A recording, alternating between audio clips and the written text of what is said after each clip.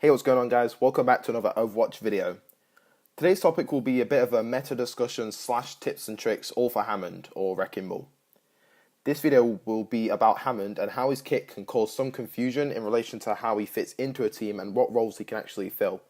Now I'm sorry if there's maybe a bit of an echo or the sound sounds a little bit different in this video. It's because I'm recording in a different location. So I'm not going to ramble on with this. Let's just jump right into it.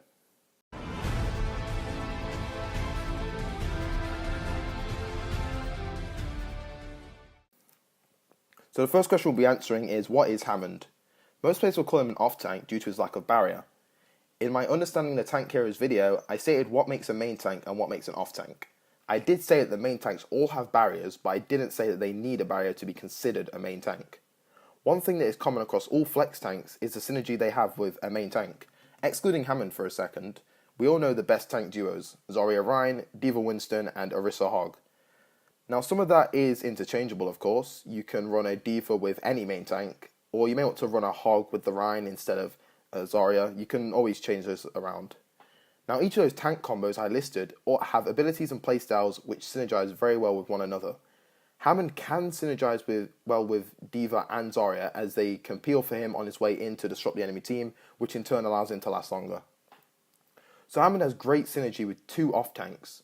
When we look at the main tanks, yes, he can work well with Winston and Rein in some cases, but this is much more niche as Hammond will just outpace another main tank. Since Rein is so slow, you can use Hammond instead of a Lucio, for example, to create space for the Rein by booping the enemies away. That's how I like to run the character. However, when we look at the tanks that are best for creating space, are the main ones. Reinhardt, Winston and Orisa. And guess who's great at creating space? Hammond. Before I move on to the next topic, I'd like to state that Hammond becomes more of a main tank as you climb the ladder, but he can be played in either role depending on the playstyle you adapt. Good coordination is required to run a team comp without a traditional barrier from one of the other main tanks that isn't Hammond. More on that later though.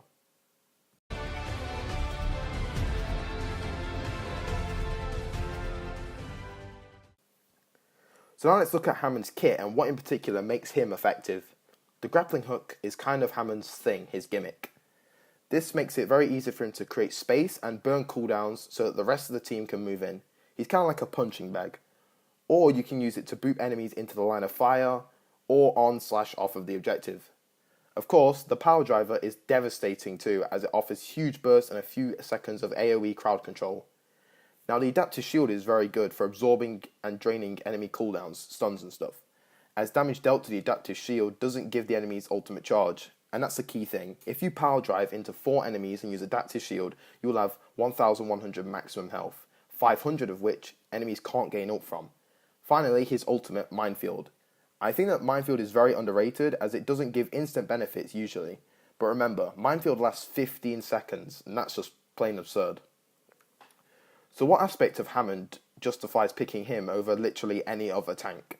Hammond's CC game is outright obnoxious when used to its maximum potential. No tank hero has CC like Hamster. Of course, maximizing the potency of Hammond's CC is one of the steepest learning curves, as you can sometimes screw over your own team in doing so. For example, if you boop an enemy Rein into your team, that could maybe go well, but it might not as well.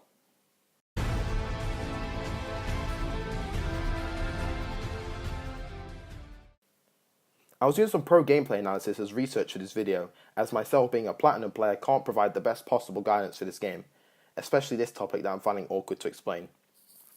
I was watching a Lijiang Tower game of the Overwatch Contenders Season 2 NA quarterfinals between Gladiators Legion and NRG Esports.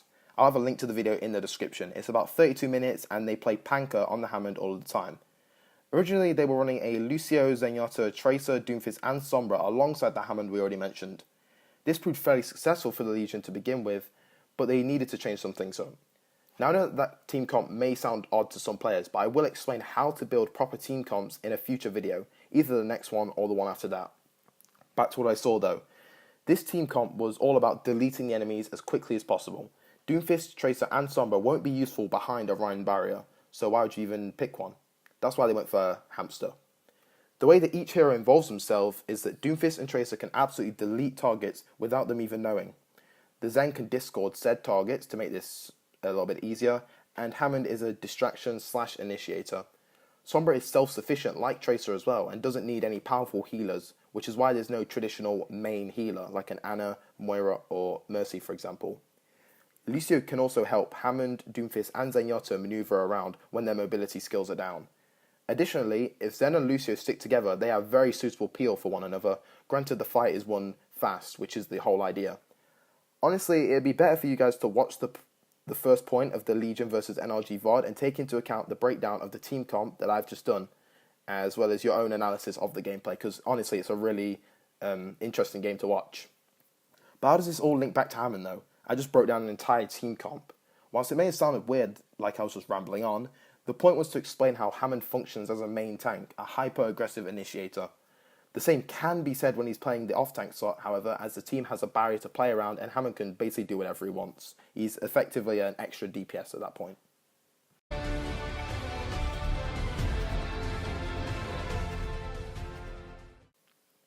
As I've said a number of times, Hammond has the ability to burn off enemy cooldowns.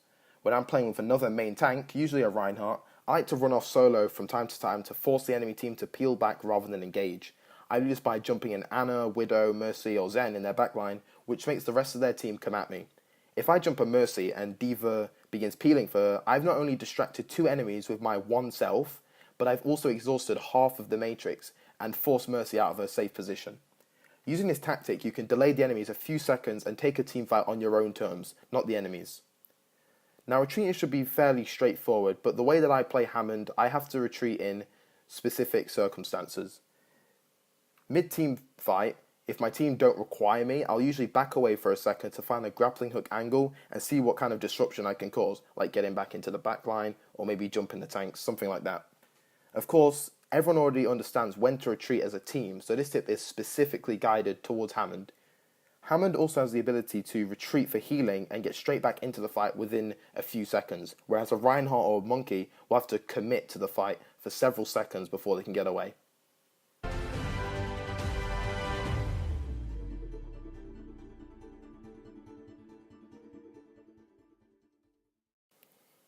I do apologise if this video has been a bit all over the place, confusing and lacked in some structure. To summarise, Hammond can be played in the main tank or flex tank role. He can be played as a main tank, but this is very dependent on how the team decides to play it. He also preferably needs some peel from a Zarya or D.Va to help him last as long as a Ryan or Monkey could have. Hammond's position is niche as he has a few strong areas but at the same time doesn't excel at many particular things that the other tanks might.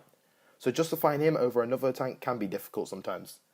I think a lot of Hammond's skill as a main tank or flex tank comes from the person who's playing him and how much experience they have on that specific hero. Playing him as a main tank specifically is all about how you use his mobility and crowd control to create space and sightlines as well as displacing the enemy team. So that's all for today's video. Again, I apologise if some of this felt disjointed or confusing, but I do hope you learned a thing or two about Wrecking Ball nevertheless. I have a couple of video ideas for the future, so look out for those. And anyway guys, I do hope you enjoyed this video and found it at least somewhat helpful. Thanks for watching and I'll see you in the next one. Bye guys.